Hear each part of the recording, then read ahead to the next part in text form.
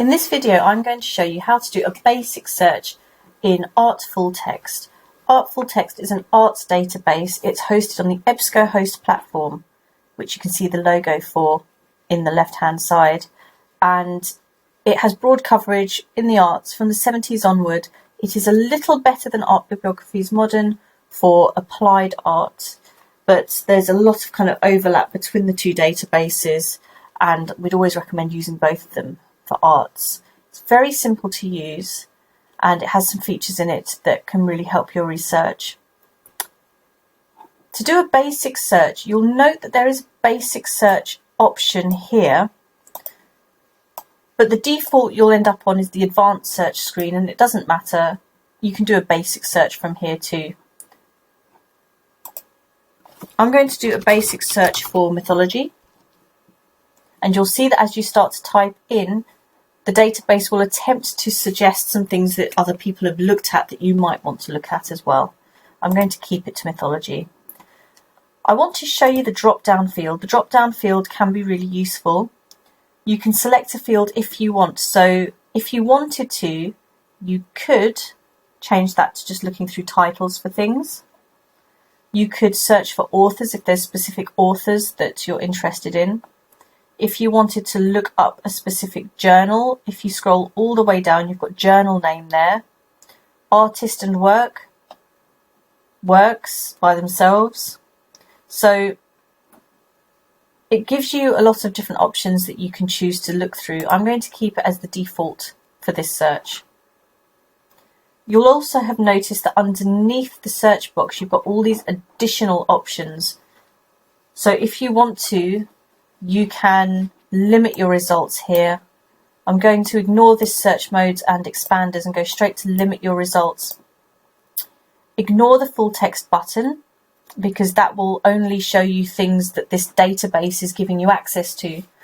But actually, we also have some additional subscriptions that you can get things from. So if you use this tick box, it's going to really limit what you can get access to. It's not a good idea. But what is useful would be to, at this point, limit to peer review journals if you want.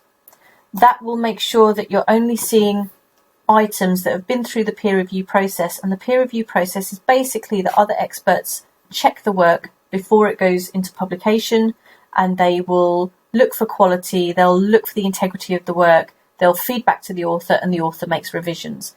So particularly if you're doing written assignments, you're normally told that peer-reviewed items have to be really heavy in your written work, and that's a way that you can ensure that you're only seeing peer-reviewed items, is just to tick that box.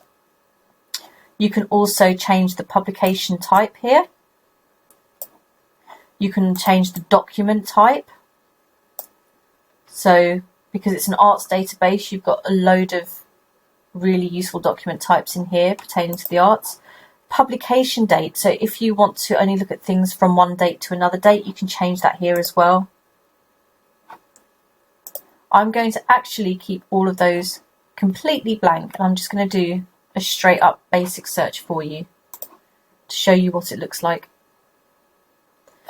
So this is the results page. We've got all the results of our search down the middle, and you'll have noticed that we've got lots of different document types. So some of these are from academic journals, as you can see there.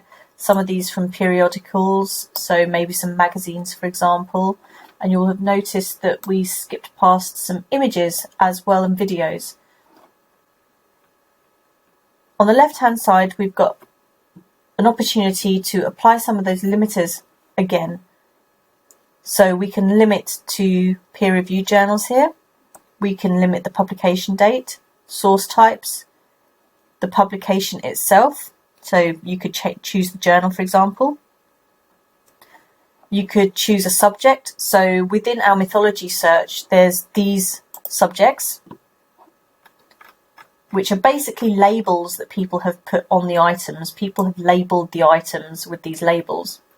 So it might be that we're actually quite into the psychology of art and mythology, and we could click on these and filter our search.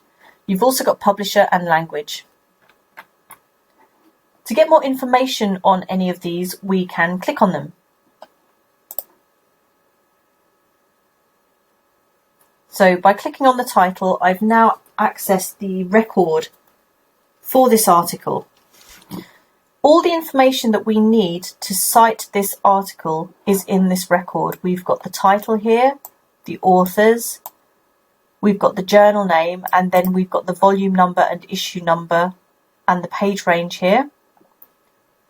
If we scroll down a little more, there's also a DOI.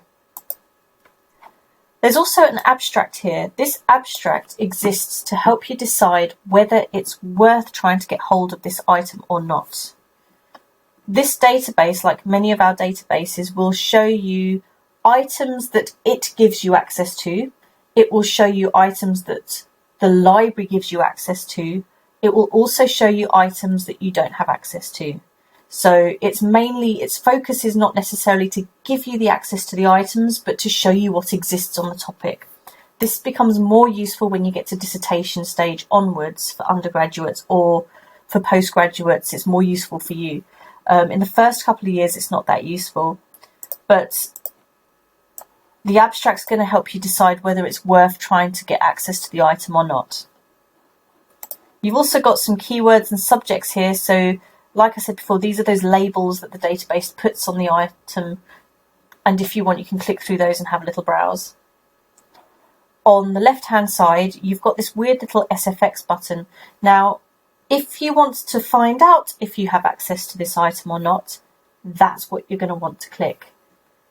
If it says full text, you could click that as well, but this SFX button here is going to tell you straight away whether we've got access to this item or not. So we can see here that this particular item says check availability, and it says that it doesn't match any resources in the library. So in that case, we're probably not going to be able to get hold of it. If we do have access to the item, it will say full text available, and you will get the link to the collection that we've bought that holds that article, and it should take you directly to the article page.